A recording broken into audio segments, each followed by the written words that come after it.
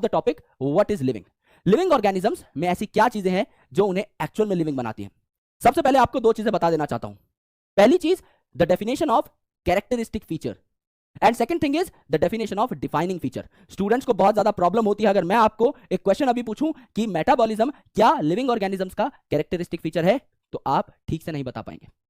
अगर मैं आपको बोलूं क्या मेटाबॉलिज्म लिविंग ऑर्गेनिज्म का डिफाइनिंग फीचर है, तो आप और कंफ्यूज हो जाएंगे। इस कंफ्यूजन की लेयर को हटा देते हैं और बात करते हैं इन दोनों चीजों के बारे में।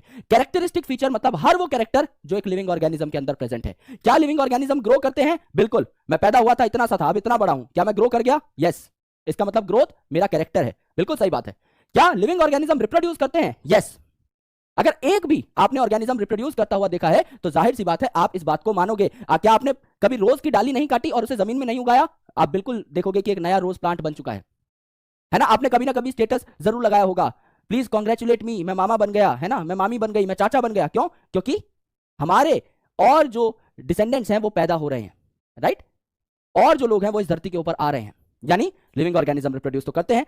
तो यहां पर reproduction is also characteristic feature. Metabolism, क्या मेरी बॉडी में रिएक्शंस नहीं चल रहा है? बिल्कुल चल रहा है। मैं बोल रहा हूं, मैं चल रहा हूं, मैं आपसे बातें कर रहा हूं, मैं स्क्रीन देख रहा हूं, मैं इस टाइम पर आपको पढ़ा रहा हूं, मेरे दिमाग के अंदर न्यूरल सिग्नल्स जो है उनका एक जंजाल पनप रहा है। क्या मेरे अंदर मेटाबॉलिज्म हो रहा है? यस।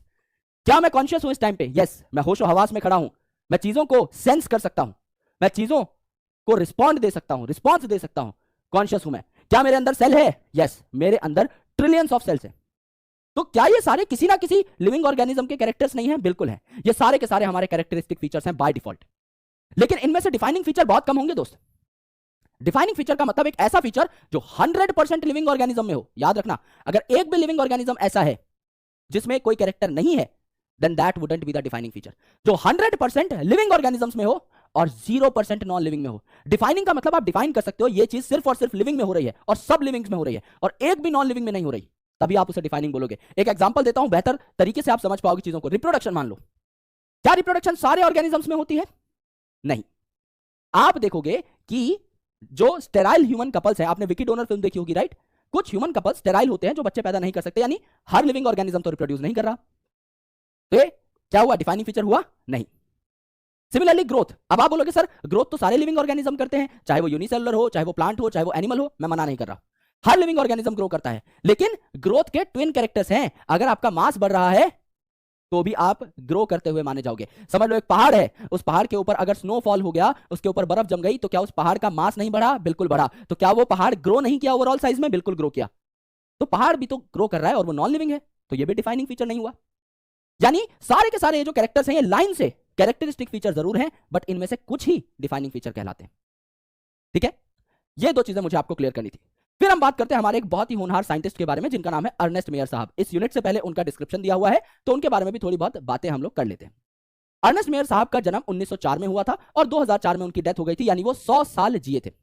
और 100 नंबर उनके लिए एक और जगह पर इस्तेमाल किया जाता है। अगर आज तक पूरी दुनिया में जितने भी साइंटिस्ट हुए हैं उनमें से टॉप 100 साइंटिस्ट की लिस्ट बने तो अर्नेस्ट मेयर साहब का नाम आप स्किप नहीं कर सकते।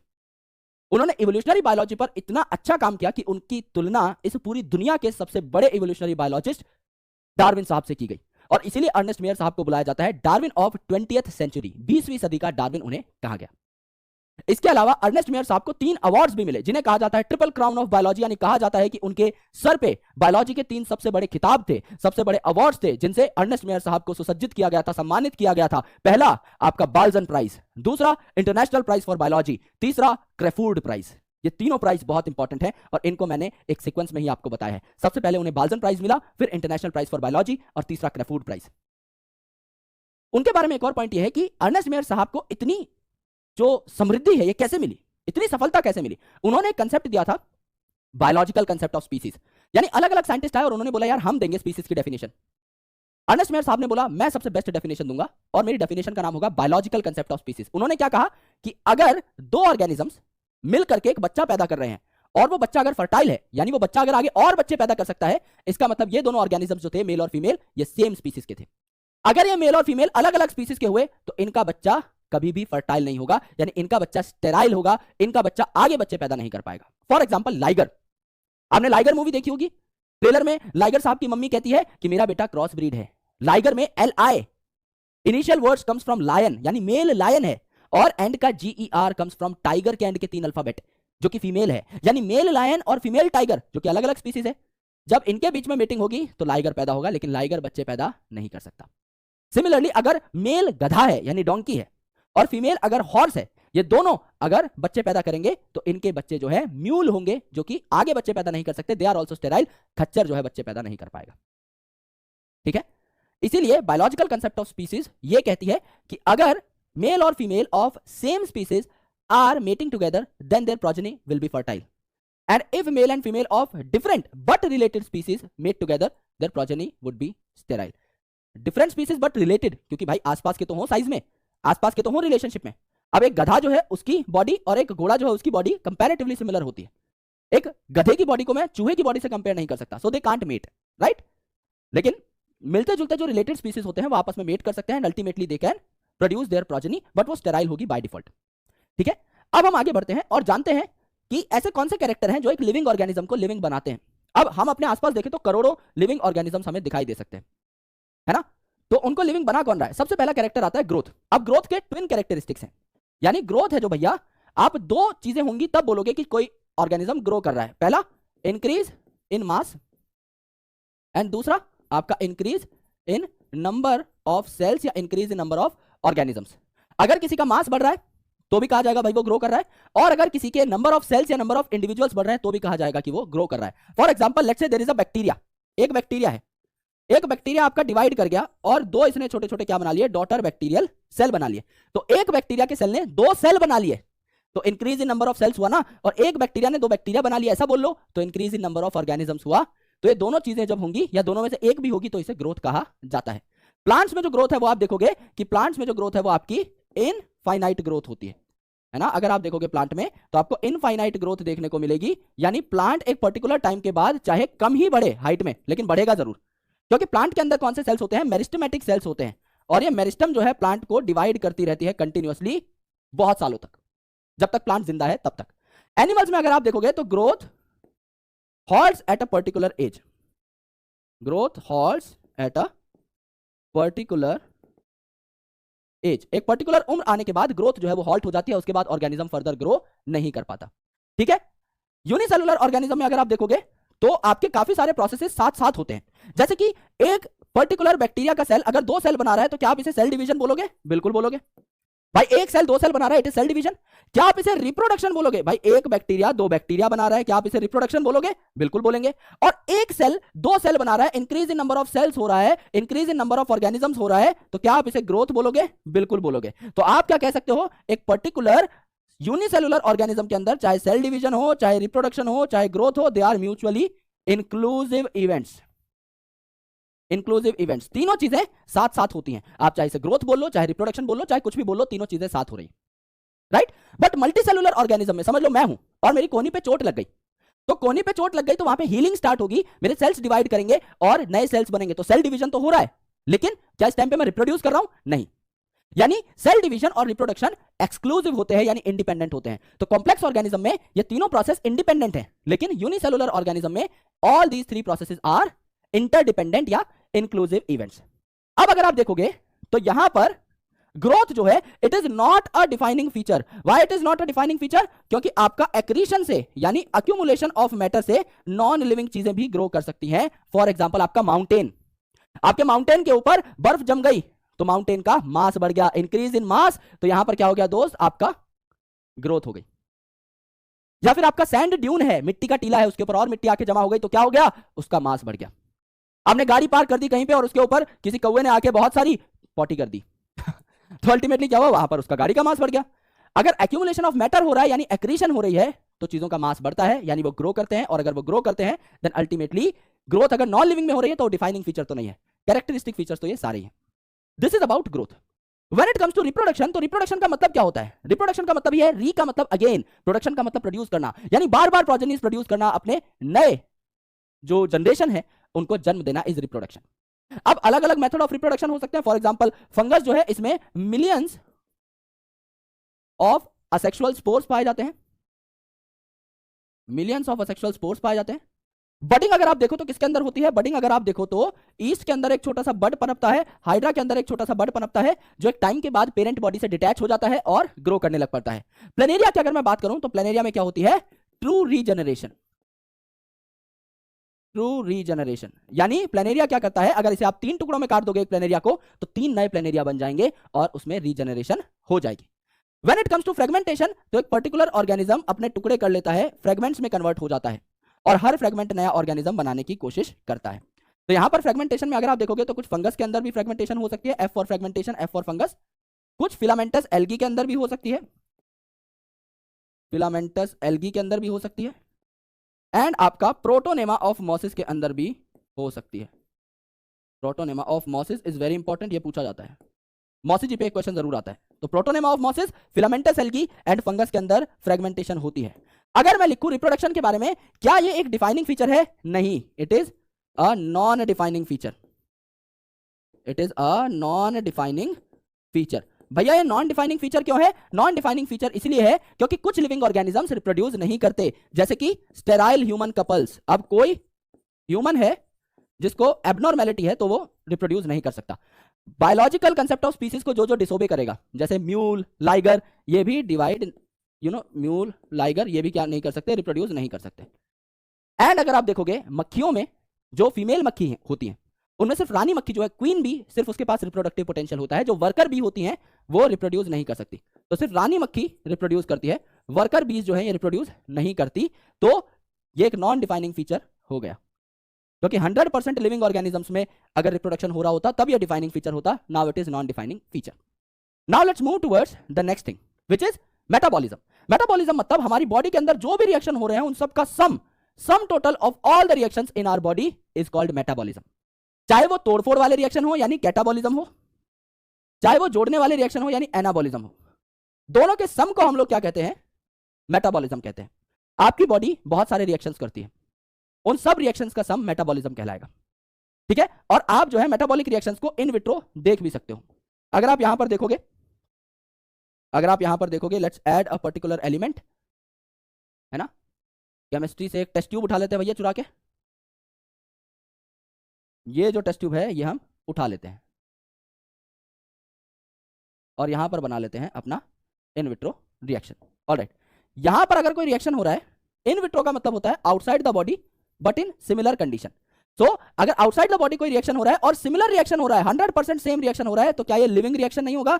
बिल्कुल होगा, ये एक लिविंग रिएक्शन होता है। बट क्या आप इसे लिविंग थिंग बोल दोगे? नहीं, इसे लिविंग थिंग नहीं बोलोगे। Living reaction but not a living thing. It is a living reaction क्योंकि 100% सेम रिएक्शन है। समझ लो मेरी बॉडी में ग्लूकोज टूट करके पायरुवेट बनाता है, तो यहां भी ग्लूकोज टूट के पायरुवेट ही बनाएगा, बट इसे हम लिविंग ऑर्गेनिज्म थोड़ी घोषित कर देंगे। So it is not a living organism. थोड़ी सी बाइफर्केशन कर लेते हैं जिससे कि बढ़िया तरीके से हमें चीजें समझ में आ सके, राइट, जिससे थोड़ा बहुत ये बीच में आपस में चीजें टकराए ना, और एक क्लियर कट बाइफर्केशन हमारे पास आ जाए कि कहां तक कौन सा टॉपिक था, है ना। I hope everything is clear till now. Alright, ये आपका मेटाबॉलिज्म के बारे में हो जाएगा। अब मेटाबॉलिज्म जो है आपका बाय डिफॉल्ट हर ऑर्गेनिज्म के अंदर पाया जाता है। तो क्या मेटाबॉलिज्म एक डिफाइनिंग फीचर हुआ? यस, मेटाबॉलिज्म एक डिफाइनिंग फीचर हुआ। तो यहां पर हम लोग लिख देते हैं metabolism is a defining feature. It is a defining feature. यह हर ऑर्गेनिज्म के अंदर पाया जाता है, चाहे वो कितना भी छोटा या कितना भी बड़ा क्यों ना हो। अब हम बात करते हैं दोस्त अबाउट कॉन्शियसनेस। कॉन्शियसनेस के दो पार्ट हैं। एक तो आप सेंस कर पा रहे हो कि आसपास क्या चीजें हो रही हैं, यानी आप अपने आसपास के एनवायरमेंटल चेंजेस को देख पा रहे हो, और दूसरा आप रिस्पॉन्ड कर पा रहे हो कि भाई वो चेंजेस जो है उस पर आपका रिएक्शन क्या है, प्रतिक्रिया क्या है। इट इज द बाप फीचर, क्योंकि एनसीईआरटी में क्या लिखा हुआ है कि आपका कॉन्शियसनेस जो है it is technically complicated and most obvious feature. यानी आपको कोई पूछे दो अगर फीचर्स में आपको कंपेयर करना है कि बेस्ट फीचर कौन है लिविंग ऑर्गेनिज्म का, then it would be consciousness.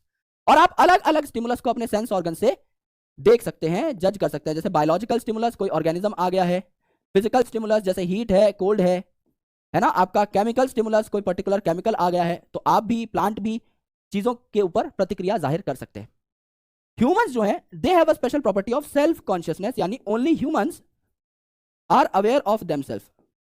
यानी अगर आप कॉन्शियसनेस को देखें तो कॉन्शियसनेस जो है वो तो हर ऑर्गेनिज्म में पाई जाएगी क्योंकि तो बाप फीचर है। तो कॉन्शियसनेस जो है it is a defining feature. लेकिन when it comes to self consciousness, ये तो सिर्फ और सिर्फ ह्यूमन में है, सारे लिविंग ऑर्गेनिज्म में नहीं है। So it is a non defining feature, it is a non defining feature. कुछ ऐसे ऑर्गेनिजम्स होते हैं जो सेल्फ कॉन्शियस नहीं होते, ह्यूमंस के अंदर भी, जो कॉमा में गए हुए होते हैं, जिनके ऑर्गन्स मशीन से सपोर्ट किए जाते हैं, ऐसे ऑर्गेनिजम्स को हम बोलते हैं ब्रेन डेड, है ना। ऐसे कॉमा पेशेंट्स को हम लोग कहते हैं brain dead, and they can come to normal life जब वो ठीक हो जाए। सेल जो है, presence of cell is also defining feature. बिना सेल के आप जिंदगी कह ही नहीं सकते कि आपके अंदर प्रेजेंट है, because cell is the structural and functional unit of life. नाम में लाइफ आ रहा है भाई, तो यहां पर इससे बड़ा कोई और आपके लिए फीचर हो नहीं सकता। This is about the very first article, what is living. अब बात करते हैं दोस्त बायोडाइवर्सिटी की। अगर आप बायोडाइवर्सिटी को देखें तो बायोडाइवर्सिटी मतलब हमारे आसपास कितने अलग अलग तरीके के ऑर्गेनिजम्स पाए जा रहे हैं। तो अगर आप अर्थ की बात करें तो धरती पर आज तक 1.7 टू 1.8 मिलियन, यानी अगर थोड़ा सिंपल कर दूं इस चीज को, 17 से 18 लाख अलग अलग तरीके की जो स्पीसीज हैं ये आइडेंटिफाई हो चुकी हैं। यानी है तो इससे भी ज्यादा, इतनी तो हमने आइडेंटिफाई करके रजिस्टर में लिख ली है, डॉक्यूमेंट कर ली है, ठीक है। So this is very important. और अगर आप एक पर्टिकुलर एरिया में जा रहे हो, चाहे वो आपका न्यू एरिया हो, अब न्यू एरिया में जाओगे तो नई नई स्पीसीज मिलेंगी ही, और अगर आप ओल्ड एरिया में भी जाओगे तो भी हो सकता है कि आपको उस जगह पर स्पीशिएशन होती हुई दिखाई दे। यानी एक गांव है जिसमें मैं रिसर्च करके गया था 5 साल पहले, और मैं दोबारा वापस आया और मैंने रिसर्च करी, तो हो सकता है 5 साल में वहां पे थोड़ी और स्पीसीज आ गई हो, या पहले मुझसे कुछ स्पीसीज छूट गई हो। तो चाहे आप नए इलाके की बात कर रहे हो, चाहे पुराने इलाके की, नई स्पीसीज मिलने की संभावना हमेशा बढ़ी रहती है। और स्पीसीज की सबसे खास बात क्या है, इनको हम ना लोकल इलाकों में लोकल नामों से बुलाते हैं। जैसे अगर आप कैलोट्रोपिस की बात करें तो मेरे गांव में उसे हम बुलाते हैं आकड़ा, राजस्थान में जाओगे बुलाएंगे आक, मध्य प्रदेश में जाओगे बुलाएंगे मदार, लेकिन उसका असली नाम तो कैलोट्रोपिस है। अमेरिका में जाके थोड़ी बोलोगे भैया आकड़े का पेड़ कहां मिलेगा, नहीं बता पाएंगे। तो लोकल नामों से छुटकारा पाने के लिए हम लोगों ने क्या किया भैया, नामों की स्टैंडर्डाइजेशन की मांग करी कि we need to standardize the name of all organisms, कि कुछ स्टैंडर्ड हो, कुछ रूल्स हो, कुछ प्रोटोकॉल हो जिनसे हर ऑर्गेनिज्म का नाम रखा जाए। तो यहां पर कुछ कमिटीज आई, जैसे ICBN, international code for botanical nomenclature and international code of zoological nomenclature, है ना। बोटेनिकल नॉमेनक्लेचर मतलब यहां पर प्लांट्स के नामकरण की बात हो रही है, तो प्लांट के नाम कौन रखेगा, ISBN के रूल्स के हिसाब से रखे जाएंगे। जूलॉजिकल यानी एनिमल्स के नाम कौन रखेगा, ICZN के हिसाब से रखे जाएंगे, है ना। ये कुछ कमिटीज हैं जो नाम रखने में आपके लिए रूल्स एंड रेगुलेशंस सेट करेंगे। Now the most important thing is कि अगर किसी भी ऑर्गेनिज्म का नाम रखना है तो उसके लिए कुछ सेट ऑफ रूल्स तो होने चाहिए। तो सेट ऑफ रूल्स आपको कहां से मिलेंगे, यहां से। बाइनोमियल नॉमेनक्लेचर, बाय का मतलब दो, नोमियल मतलब नाम, यानी दो नामों का एक कॉम्बिनेशन होगा जो हर ऑर्गेनिज्म के लिए वैलिड होगा। कैरोलस लीनियस साहब ने इस पर्टिकुलर सिस्टम को आगे रखा था।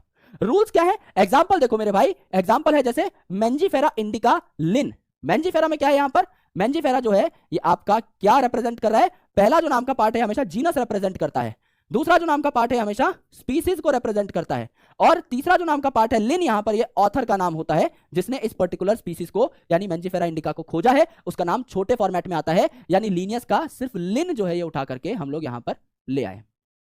अब देखो और पर्टिकुलर रूल्स यहां पर, मैंजीफेरा यानी जीनस जो है इसका पहला जो अल्फाबेट है ये कैपिटल है, जबकि स्पीसीज का पहला जो अल्फाबेट है ये क्या है आपका स्मॉल है।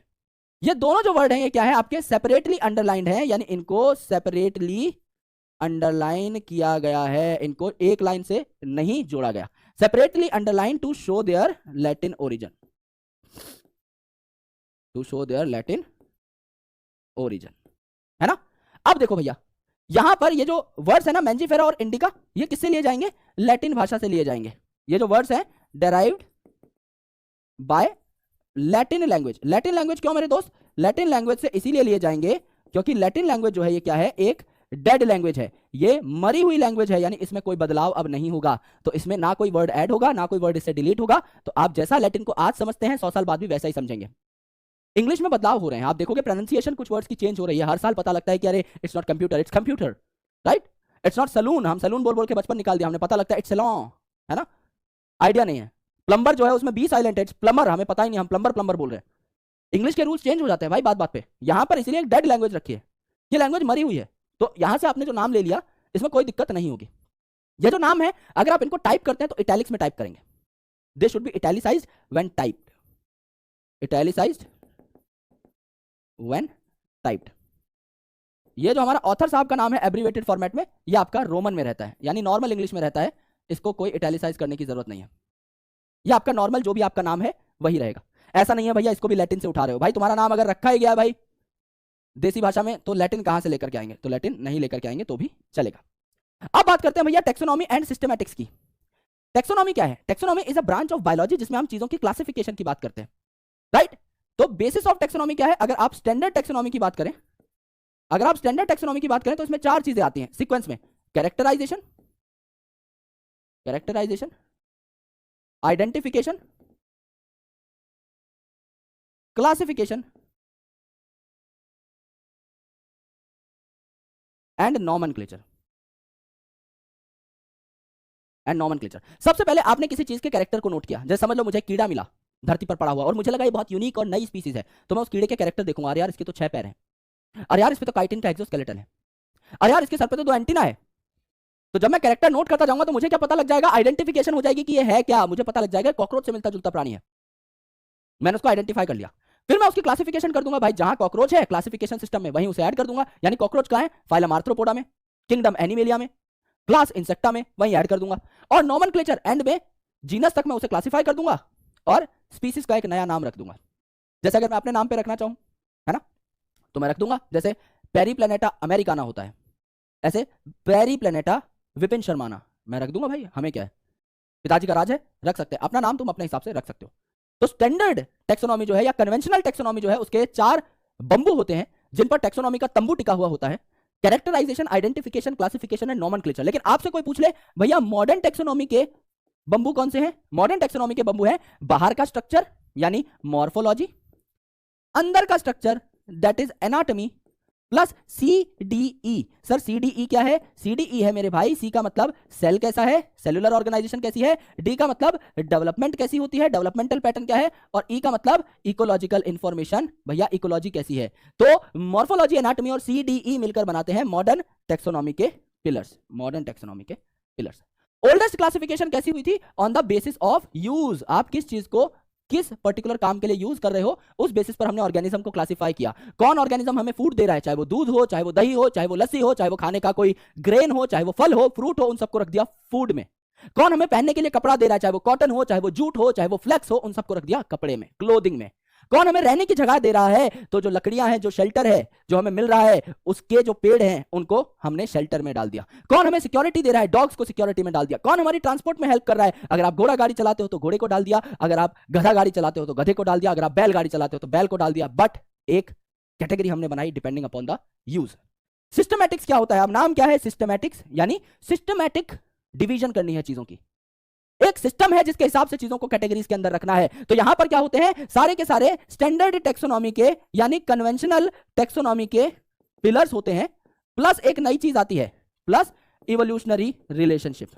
कौन ऑर्गेनिज्म किस ऑर्गेनिज्म से कितना कनेक्टेड है, यह इवोल्यूशनरी रिलेशनशिप से पता लग जाता है, राइट? तो स्टैंडर्ड टेक्सोनॉमी में क्या क्या आया? Characterization plus identification plus classification plus nomenclature plus evolutionary relationship. ये सारी चीजें मिलकर क्या हो गई? सिस्टमैटिक्स हो गई। ये सारी चीजें मिलकर क्या हो गई? सिस्टमैटिक्स हो गई। अब बात करते हैं टेक्सोनॉमिक कैटेगरीज की। जब आप किसी पर्टिकुलर ऑर्गेनिज्म को डिवाइड करते हो तो एक स्टेप में डिवाइड नहीं करते। जैसे मैंने आपको बताया था, मेरे को जमीन पे कॉकरोच जैसा कीड़ा पड़ा हुआ मिला, तो सबसे पहले मैं उसको किंगडम में डालूंगा। किंगडम क्या है? उसकी एनिमेलिया, ये एक एनिमल है। फिर मैं उसे डालूंगा फाइलम में, फाइलम क्या है? इसकी आर्थ्रोपोडा है।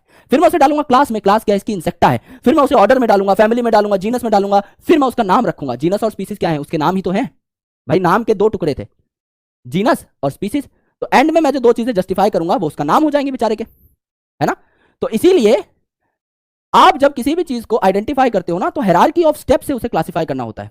ये जो सारी कैटेगरीज है यहाँ पर, species, genus, family, order, class, phylum, kingdom, ये कैटेगरीज जो है ये डिस्टिंक्ट बायोलॉजिकल एंटिटीज हैं, नॉट ओनली मॉर्फोलॉजिकल एग्रीगेट। यानी ऐसा नहीं किसी चीज को ऊपर ऊपर से देखा और कहा कि हाँ भाई अच्छा है, तो कीड़े जैसा दिखता है, चलो इंसेक्टा में रख दो ना। इंसेक्टा में भी कहां रखना है वो कैसे पता लगेगा? वो आपको तब पता लगेगा जब आप उसके ऊपर डीप स्टडी करोगे। So they are not only morphological aggregates. ऐसा नहीं है कि सिर्फ मॉर्फोलॉजी देख के कहीं भी फेंक दिया ना, हमें जस्टिफाई करना पड़ेगा कि भाई ये जा कहां रहा है। हमें उसके इंटरनल स्ट्रक्चर को भी देखना है। टेक्सोनॉमी में पढ़ा था ना, मॉडर्न टेक्सोनॉमी के पिलर्स में इंटरनल स्ट्रक्चर भी देख रहे हो, एक्सटर्नल स्ट्रक्चर भी देख रहे हो, सेल की ऑर्गेनाइजेशन भी देख रहे हो, डेवलपमेंट का पैटर्न भी देख रहे हो, इकोलॉजिकल इंफॉर्मेशन भी देख रहे हो, इवोल्यूशनरी रिलेशनशिप भी देख रहे हो, तब जाके एक चीज को क्लासिफाई करके सही कैटेगरी में डाल पा रहे हो। तो हलवा नहीं बट रहा है यहाँ पे कि सिर्फ शक्ल देखी और बोले अरे हाँ सुंदर है भाई एनिमल किंगडम में फेंक दो, नहीं। You need to prove that and prove on the basis of evidences. हर एक पिलर जो है यहां पर, हर एक pillar, characterisation, identification, everything works as a particular proof. हर चीज से होकर आपको गुजरना होगा और इन कैटेगरीज में एक ऑर्गेनिज्म को रखना होगा। अगर आप सिमिलैरिटी मैट्रिक्स देखें, similarities decreases from species to kingdom. जब आप स्पीसीज से किंगडम की तरफ जाओगे तो सिमिलैरिटीज डिक्रीज होंगी ऑर्गेनिजम्स में। क्यों? क्योंकि स्पीसीज का मतलब ही है ऐसे ऑर्गेनिजम्स का ग्रुप जिनमें फंडामेंटल सिमिलैरिटीज हो। तुम और मैं सेम स्पीसीज के हैं, हम होमो सैपियंस हैं। हमारे अंदर क्या सिमिलैरिटीज हैं? 206 हड्डियां हैं, तुम्हारे अंदर भी 206 मिलेंगी। 2 आंखें हैं, तुम्हारे अंदर भी 2 आंखें मिलेंगी। ऑर्गन्स की ऑर्गेनाइजेशन एकदम सेम है, आपके अंदर भी सेम मिलेगी। राइट? हमारी फंडामेंटल सिमिलैरिटीज हैं। तो स्पीसीज में तो वो ऑर्गेनिज्म आते हैं जो एकदम सिमिलर है। किंगडम तो बहुत सारी है, समझ लो एनिमल किंगडम है। एनिमल किंगडम में तो स्पंज भी आ रहा है जिससे तुम नहाते हो, और तुम भी आ रहे हो जो स्पंज पकड़ के नहा रहा है। तो बहुत डिफरेंस हो गया ना यार। सो डिफरेंसेस यहां पर सबसे मैक्सिमम होंगे किंगडम में। और सबसे छोटी और सबसे बेसिक जो कैटेगरी है, सबसे स्मॉल एंड सबसे बेसिक जो कैटेगरी है वो है आपकी स्पीसीज। तो इसमें तो आपका क्या होगा, एकदम फंडामेंटल सिमिलैरिटी वाले ऑर्गेनिजम्स आएंगे। अगर 2 ऑर्गेनिजम्स हैं और वो दिखने में भी डिफरेंट है, इसका मतलब वो अलग अलग स्पीसीज के हैं। स्पीसीज मतलब बहुत कॉमन कैरेक्टर्स होने चाहिए, बहुत कॉमन कैरेक्टर्स। राइट? स्पीसीज जो है, इसके बाद आप जीनस की तरफ बढ़ते हो। एक जैसी जो स्पीसीज है वो फिर जीनस में आ जाएंगे, एक और बड़ा ग्रुप है ना। जैसे यहां पर अगर नाम देखो आप, पैंथेरा टिग्रिस। पैंथेरा टिग्रिस में पैंथेरा क्या है? जीनस है, टिग्रिस क्या है? स्पीसीज है। पैंथेरा लियो है ना। टिग्रिस मतलब ये टाइगर की स्पीसीज है, लियो मतलब ये लायन की स्पीसीज है। पैंथेरा पार्डस यानी क्या है? पार्डस, लियोपर्ड से ये वर्ड आ रहा है, पार्ड है ना। लियोपर्ड की ये क्या है? स्पीसीज है। तो ये तीनों जो है इनमें देखो कॉमन जीनस है। तो पैंथेरा जीनस के अंदर ही टिग्रिस भी आ रहा है, लियो भी आ रहा है, पार्डस भी आ रहा है। तो कॉमन जो स्पीसीज है मिलती जुलती, वो सेम जीनस में आ सकती है। सिमिलरली कॉमन जो जीनस होंगे वो सेम फैमिली में आएंगे, मिलते जुलते फैमिली सेम ऑर्डर में आएंगे एंड सो ऑन। जैसे अगर आप फैमिली की बात करो तो फैमिली सोलेनेसी जो है, फैमिली सोलेनेसी जो है यानी आलू की जो फैमिली है, इसमें आप ट्रिक क्या याद करोगे? एसपीडी, पावर रेंजर एसपीडी देखते थे ना बचपन में। सोलेनम यानी आलू का जीनस, पेट्यूनिया एंड दतूरा, ये जो है आपके जीनस फैमिली सोलेनेसी के अंदर आते हैं। फेलिडी जो है, फेलिडी मतलब क्या है आपका यहां पर? कैट की फैमिली। तो कैट एंड पैंथेरा यानी बिल्ली मौसी जो है शेर से रिलेटेड है। कैट एंड पैंथेरा जो जीनस है, यानी फेलिस जो जीनस है कैट का जीनस फेलिस है, डॉग का कैनिस होता है। तो फेलिस और पैंथेरा फेलिडी में आते हैं। ठीक है? फिर फैमिली से बड़ी होती है ऑर्डर। ऑर्डर में क्या होता है? कॉमन कैरेक्टर्स कम होने लग जाते हैं, तो हम क्या देखते हैं? एग्रीगेट ऑफ कैरेक्टर्स, कि भाई टोटल कैरेक्टर्स देख लो, जिसमें सिमिलैरिटी है उन्हें पास पास रख दो, जिसमें डिसिमिलैरिटी है उन्हें दूर दूर रख दो। एग्रीगेट ऑफ कैरेक्टर देखते हो आप, बंच देखते हो।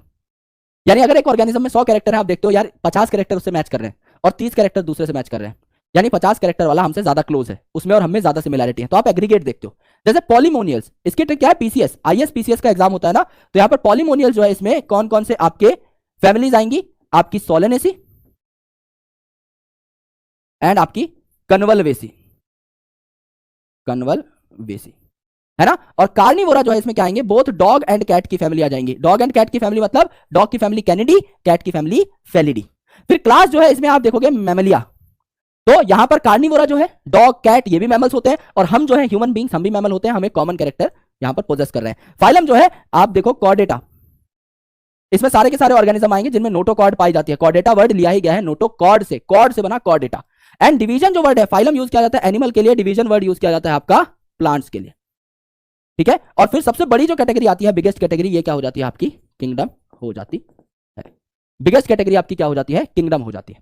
ठीक है? अब बात करते हैं भैया एक पर्टिकुलर टेबल की जो कि आपको दिया हुआ है एनसीईआरटी के अंदर। कुछ ही चीजें याद करनी है, देखते हैं। मैन जो है इसका बायोलॉजिकल नाम क्या है? होमो सेपियंस, होमो सेपियंस। तो जीनस क्या है भाई? नाम का जो सेकंड पार्ट होता है यही जीनस होता है, तो इसमें क्या डालोगे? सेपियंस डालोगे, है ना। हमारी फैमिली क्या है? होमो से मिलती जुलती फैमिली होगी, होमिनिडे, है ना। होमिनिडे हमारी फैमिली है। ऑर्डर क्या होगा दोस्त? हम लोग प्राइमेट हैं, तो हमारा ऑर्डर क्या होगा? प्राइमेटा। क्लास क्या है हमारी? हम मैमल हैं, तो क्लास होगी हमारी मैमलिया। और फाइलम हमारी क्या होगी? नोटोकॉर्ड है हमारे अंदर, हम लोग क्या होंगे? कॉर्डेटा होंगे। अगर आप बात करते हो एक मधुमक्खी की यानी हाउस फ्लाई की, तो इसका साइंटिफिक नाम क्या होगा? मस्का, जो कि इसका जीनस है। ओके, तो स्पीसीज होगी ना ये तो, सॉरी यार, है ना, जीनस पूछा है ना, अच्छा होमो, ठीक है। मस्का डोमेस्टिका इसका साइंटिफिक नाम है, मस्का डोमेस्टिका। तो यहां पर जीनस क्या होगा, मस्का, है ना। अब होमिनिडी था यहां पे, तो यहां पे क्या हो जाएगा, मस्कीडी, मस्कीडी हो जाएगा। प्राइमेटा ऑर्डर था, यहां पे क्या हो जाएगा, डिप्टेरा, सिर्फ ये एक वर्ड याद करना है डिप्टेरा, बाकी सारा याद हो जाएगा। अब क्लास क्या है यहां पर, इंसेक्ट है, मक्खी, तो इंसेक्टा। और इंसेक्ट किस में पाए जाते हैं, आर्थ्रोपोडा के अंदर, तो आर्थ्रोपोडा, ठीक है। अब बात करते हैं भैया हमारे अगले टारगेट की, जो कि है मैंगो। अब मैंगो का साइंटिफिक नाम क्या है, मैंजीफेरा इंडिका, बाइनोमियल नोमेनक्लेचर के एग्जांपल में देखा था, मैंजीफेरा इंडिका, मैंजीफेरा इंडिका। तो यहां पर क्या हो जाएगा, जीनस मैंजीफेरा। ट्रिक क्या है इस पूरे के पूरे हायरार्की को याद करने की, पैड सेमी, मोहम्मद शमी एक क्रिकेटर है, वो पैड पहन के खेल रहे हैं ना, बैटिंग पैड जो आता है। तो पी का मतलब पहला अल्फाबेट जो कि इसकी किंगडम बताएगा, प्लांटे, पी ए डी, है ना, P A D, S A M यानी मैंजीफेरा, एंड आई मानी इंडिका, पैड सेमी, पी फॉर प्लांटे। फिर यहां पर हो जाएगा आपका ए, दैट इज एंजियोस्पर्म, यानी एंजियोस्पर्म है, फ्लावरिंग प्लांट है। डी मतलब आपका डाइकॉट हो जाएगा, एस मतलब आपका सेपिंडेल्स, है ना, ए मतलब आपका एनाकार्डियसी फैमिली, और Mangifera indica, P A D S A M I. अगर आप वीट की बात करें तो सुबह खाने में हम लोग वीट खाते हैं, पोहा भी खाते हैं, तो वीट और पोहा को हम लोग रिलेट कर सकते हैं। तो यहां पर सेपिंडेल्स की जगह क्या हो जाएगा, पोएस, है ना, पोहा आ गया। और एनाकार्डियसी की जगह क्या हो जाएगा, पोएसी, पोहा आ गया। नाम क्या है आपका वीट का, ट्रिटिकम एस्टिवम, ट्रिटिकम एस्टिवम। तो ट्रिटिकम एस्टिवम जो है, इसमें आपका जीनस क्या हो गया, ट्रिटिकम हो गया, ट्रिटिकम हो गया, है ना। पोएसी, पोएल्स, ये आपका डाइकॉट की जगह क्या हो जाएगा, मोनोकॉट हो जाएगा। एंड एंजियोस्पर्म तो ये होता ही है, तो एंजियोस्पर्म होगा और प्लांट में पाया जाएगा, इसमें कोई भी दिक्कत आपकी नहीं है। ये आपका टेबल 1.1 है ऑफ एनसीईआरटी। आपको क्या याद रखना है, यहां पर सिर्फ डिप्टेरा याद रखना है। यहां पर आपको एक ट्रिक याद रखनी है, पैड सेमी। अगर आप ये याद कर चुके हो तो आपको नीचे की सारी चीजें याद हो जाएंगी वीट की, आपको सिर्फ पोआ पोआ वर्ड लगाना रहेगा, and all the things would be relatable. यह आपको यहां पर देखना है गुरुजी। अब आती है हमारी last slide, that is taxonomical aids. Taxonomy को पढ़ने के बढ़िया बढ़िया उपकरण या टूल्स कौन से हैं, उनके बारे में ये स्लाइड हमें बताती है। तो आपको इंफॉर्मेशन को सेव करना है, आपने जो इंफॉर्मेशन पढ़ी उसे सेव भी करना है, आपको जानवरों की रक्षा भी करनी है, पेड़ों की रक्षा भी करनी है, और टेक्सोनॉमी भी समझनी है, यानी चीजों की करेक्ट आइडेंटिफिकेशन भी करनी है। उसके लिए कुछ जुगाड़ है हमारे पास, कुछ टूल्स हैं, उन टूल्स को हम बोलते हैं टेक्सोनॉमिक एड्स। जैसे सबसे पहले हर्बेरियम, नाम क्या है, हर्बेरियम, नाम में ही आता है हर्ब, यानी सिर्फ और सिर्फ प्लांट्स की बात करेंगे हम यहां पर। आप यहां पर प्लांट्स को शीट के फॉर्म में क्या करते हैं, प्रिजर्व करते हैं। शीट के फॉर्म में प्रिजर्व कर रहे हो तो सबसे पहले प्लांट को ड्राई किया, प्रेस किया एंड प्रिजर्व किया। यानी एक प्लांट है उसको आपने हल्का हर्बेशियस प्लांट, बड़े पेड़ को नहीं, ऐसा प्लांट जो आपके एक शीट के ऊपर चिपक जाए, उस लेंथ का हमने एक प्लांट काटा, उसके फ्लावर को अच्छे से फैलाया जिससे उसके फ्लावर को हम ऑब्जर्व कर सके, उसकी स्टेम को अच्छे से फैलाया, लीव्स को अच्छे से फैलाया चौड़ा, और नीचे क्या बिछाया, एक अखबार बिछाया, उसके ऊपर प्लांट रखा, उसके ऊपर एक और अखबार रखा और एक बहुत बड़ा पत्थर रख दिया। तो क्या होगा, इससे प्लांट का वाटर बाहर निकल जाएगा और प्लांट प्रेस हो जाएगा। तो वो ड्राई हुआ, धूप में प्रेस हुआ, और उसके बाद हम उसे एक हर्बेरियम शीट के ऊपर चिपका देंगे। इस प्रकार की एक हर्बेरियम शीट होती है, इस प्रकार की एक हर्बेरियम शीट होती है। इसके ऊपर हम क्या करेंगे, अपने स्पेसिमेन की अच्छे से जांच परख कर देंगे, इसके ऊपर हम बढ़िया तरीके से अपने स्पेसिमेन को चिपका देंगे। और यहां पर नीचे क्या रहेगा, एक बहुत प्यारा सा छोटा सा लेबल रहेगा, एक प्यारा सा छोटा सा लेबल रहेगा, और इस लेबल पर अलग अलग प्रकार की इंफॉर्मेशन भी हमारे पास रहती है। कौन कौन सी इंफॉर्मेशन यहां पर रह सकती है, कि आपका जिसने भी ये स्पेसिमेन कलेक्ट किया है उस कलेक्टर का नाम, कहां से कलेक्ट किया है वो प्लेस, किस डेट को कलेक्ट किया है वो डेट, है ना। और इसके अलावा और क्या क्या चीजें रहती हैं, आपने जो पर्टिकुलर प्लांट कलेक्ट किया है उसकी फैमिली, उसका कॉमन नेम, उसका botanical name and so on, ये सारी चीजें यहां पर मेंशन रहती हैं इस पर्टिकुलर लेबल के ऊपर। जैसे ही आप इस हर्बेरियम शीट को कलेक्ट करते हो, आप इसे एक रिपोजिटरी में रख देते हो। हर्बेरियम शीट्स के कलेक्शन को हर्बेरियम कहते हैं। वह बहुत सारी शीट होती हैं जो एक सिस्टम के हिसाब से अरेंज होती हैं, जैसे डिक्शनरी में वर्ड एक सिस्टम से अरेंज है ना, अल्फाबेटिकल ऑर्डर में, ऐसे फैमिली वाइज अरेंज होती हैं आपकी हर्बेरियम शीट्स रिपोजिटरी के अंदर। बेंथम एंड हुकर साहब ने सिस्टम दिया था जिससे आप हर्बेरियम शीट्स को अरेंज कर पाए, तो कोई भी बॉटनिस्ट है वो आसानी से जाकर अपने काम की हर्बेरियम शीट को निकाल करके देख सकता है। एंड इसे क्विक रेफरल सिस्टम बोलते हैं। जैसे कि हम डिक्शनरी में वर्ड अगर ढूंढते हैं, समझ लो मुझे अगर वर्ड ढूंढना है सक्सेस, तो मैं सबसे पहले एस पे जाऊंगा, मुझे अल्फाबेट का सीक्वेंस पता है, मैं एस पे गया, फिर मुझे S A, S B, S C, इनसे वर्ड्स मिलने स्टार्ट हुए, मैं एस यू पे जाऊंगा, फिर मैं एस यू सी पे जाऊंगा, एंड मेरे को सक्सेस वर्ड 10 सेकंड में मिल जाएगा। सिमिलरली अगर मैं एक बॉटनिस्ट हूं, मेरे को पता है मेरी हर्बेरियम शीट कहां रखी हुई है, मेरे को 10 सेकंड में मिल जाएगी, इसलिए इसे क्विक रेफरल सिस्टम भी कहा जाता है। When it comes to botanical garden, नाम क्या है? Botanical garden, यानी यहां पे भी बॉटनी की बात हो रही है, यानी यहां पर भी प्लांट्स की बात हो रही है, यहां पर भी सिर्फ प्लांट्स को क्या किया जाएगा? कंजर्व किया जाएगा। कंजर्व और प्रिजर्व में फर्क है। कंजर्व मतलब आप कंजर्व कर रहे हो एक जिंदा चीज को, और यहां हम प्रिजर्व कर रहे हैं। म्यूजियम में हम प्रिजर्व कर रहे हैं, यानी यहां मरी हुई चीजें हैं। म्यूजियम में तो मरे हुए जानवरों के कंकाल हैं, तो प्रिजर्वेशन है वहां पर। प्रिजर्वेटिव फॉर्मलिन सॉल्यूशन में सांप रखे हुए हैं, मछलियां रखी हुई हैं, तो प्रिजर्वेशन है। लेकिन अगर मैं जिंदा प्लांट को बचा रहा हूं, कंजर्वेशन है। अगर मैं जिंदा एनिमल को बचा रहा हूं, तो कंजर्वेशन है। राइट? तो यहां मैं प्रिजर्वेशन करता हूं प्लांट्स की, और एक प्लांट जो है उसको मैं अनसेफ जगह से सेफ जगह पे उखाड़ करके लेके आया, और उसके पास उसका नाम, उसकी इकोनॉमिकल इंपॉर्टेंस, उसकी फैमिली जो है मैंने लिख दी। नॉर्मल नाम, बोटेनिकल नाम और उसकी फैमिली लिख दी।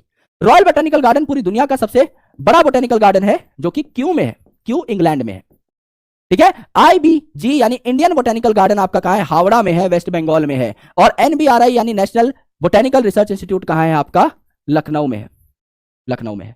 यहां पर आप प्लांट्स को क्या करते हैं? आपका कंजर्व करते हैं। ठीक है?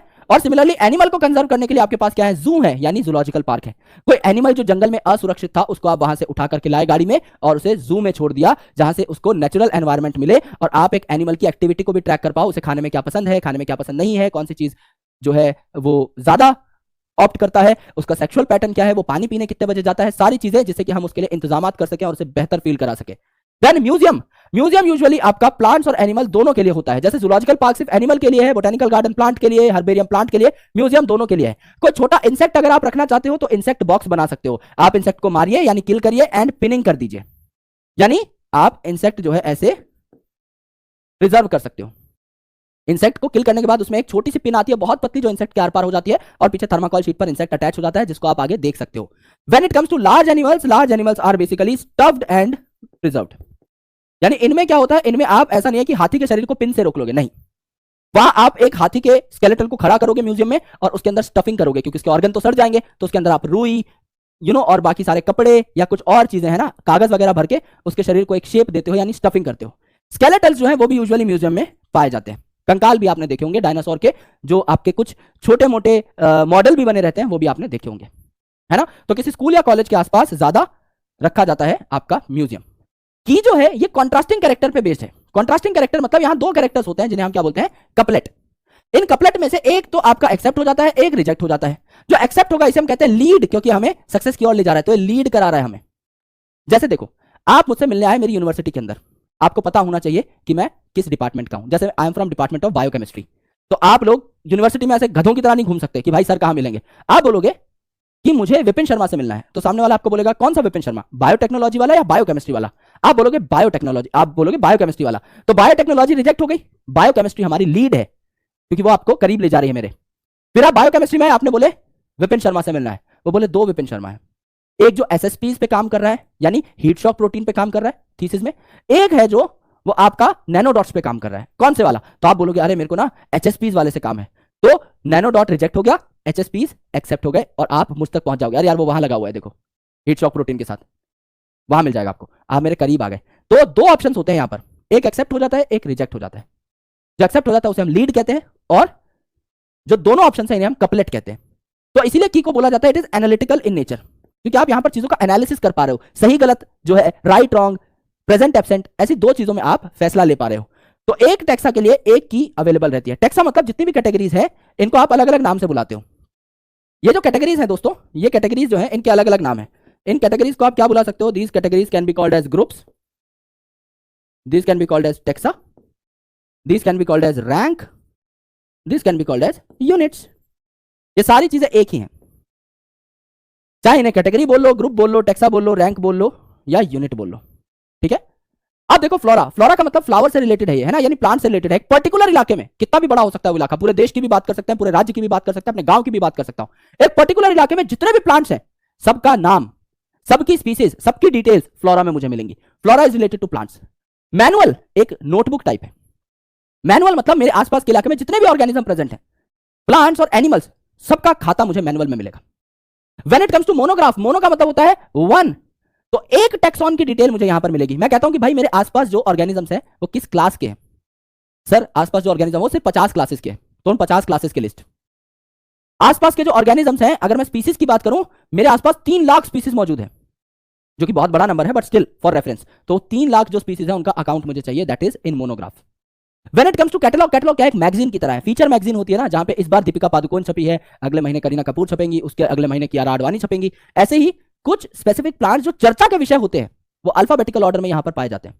चर्चा के विषय मतलब समझ लो कोई ऐसा प्लांट है जो एक्सटिंक्ट हो गया, उसके बारे में कुछ जानकारी, कोई ऐसा प्लांट है जो एक्सटिंक्ट होने वाला है, उसके बारे में जानकारी, और अल्फाबेटिकल ऑर्डर में बाकी सारी चीजें भी। जैसे कवर पे तो कियारा आडवाणी है, भाई नीचे भी तो चीजें चल रही है ना, और पीछे मैगजीन में और भी तो काम है। माना कि तुमने देखने के लिए ही खरीदी है, बट आगे भी तो पढ़ोगे ना कुछ ना कुछ, तो मैटर जो है वो भी है वहां पर अल्फाबेटिकल ऑर्डर में। और आपका फीचर स्पीसीज तो है ही आपका बढ़िया तरीके से अल्फाबेटिकल ऑर्डर, यहां पर सिंगल टेक्सॉन, यहां सिर्फ प्लांट्स है ना, यहां प्लांट्स प्लस एनिमल्स। ये आपका हो जाता है भैया काम तमाम चैप्टर का।